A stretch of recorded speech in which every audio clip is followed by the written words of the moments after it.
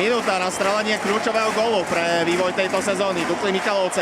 Newton z podobnej pozície dokázal skorovať. Teraz to prihrával pod seba. Odtiaľ prišlo nevýrazné zakončenie. Christopher Zbindulis vyrovnáva na 3-3. 49 sekúnd pred treťou sirénou dokázali Michalovčania v hre s prázdnou bránkou vyrovnať. Tak Bindulis prepálil všetko, čo mu stálo v ceste. 48 sekúnd do konca Dukla Michalovce dokázala vyrovnať toto stretnutie.